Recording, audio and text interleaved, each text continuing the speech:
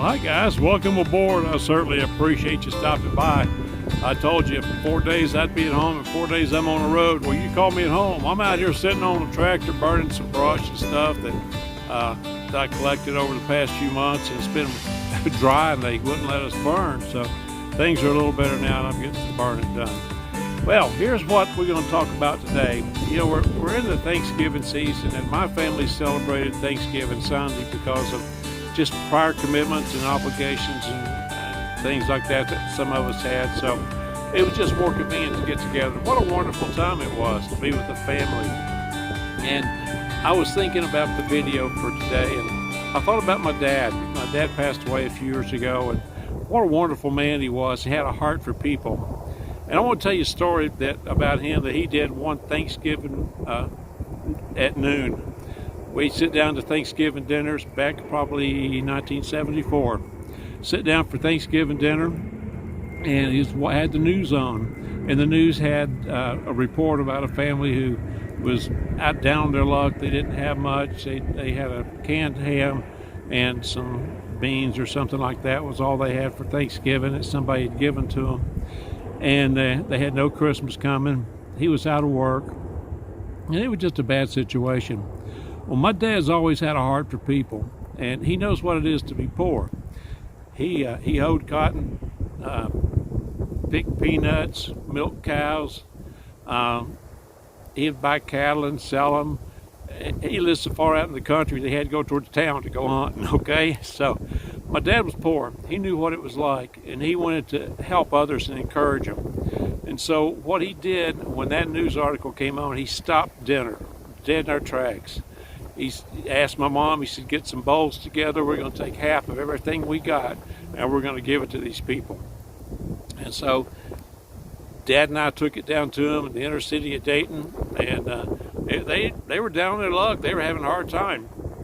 And here's what Dad did for them. You know, it's so easy for us just to go out there and throw a gift to them or some money or some clothes or some toys and call it done and feel good about ourselves. That's not helping them. That's giving them a fish. That's not teaching them how to fish, right? So what he did is he took and mentored these folks. He took and looked at their budget, and he recognized some needs that they had to have. And one of them obviously was a job for that fella and his family. And so Dad helped him to get a job. Dad went with him to employers and vouched for him that what kind of person he was and the situation he was in and why he got where he was at. And so Dad helped him get a job, and the guy was successful at what he did, and he continued to grow in his employment, and he got to a position where he was out of debt and he was able to buy a house. And Dad walked him through all those processes and how to plan, how to save money, how to plan for the future, what's going to happen tomorrow, the what ifs in life that all of us end up facing. And sometimes we're not prepared for those what ifs. Well, Dad mentored him and was a friend to that family. And that's taking things a little bit further than what we normally do. Typically, we're just going to throw a Band-Aid at it and just do something for them for the holiday season.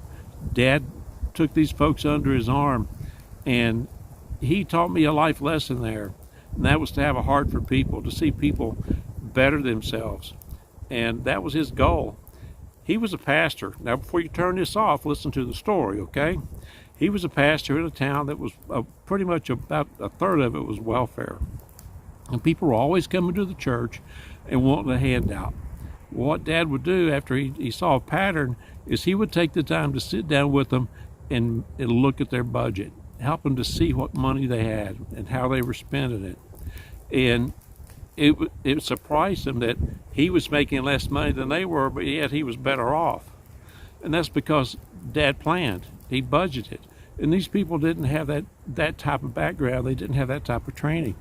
So he would sit down with them and teach them how to budget their money and how to manage it. And you know, one of those guys today has a very successful trucking company here in the Midwest. And Dad just took the time to take him under his wing and mentor him. You know, I'm going to encourage y'all to do the same thing. Rather than just giving people a handout, giving them a fish, I want you to teach them how to fish. You're not going to be a part of their life forever, just for a short time. And your friendship will slowly fade probably, but you've helped someone long term. And you know what? They're going to do the same thing for somebody else. So that's my story. That's my encouragement for this Thanksgiving season.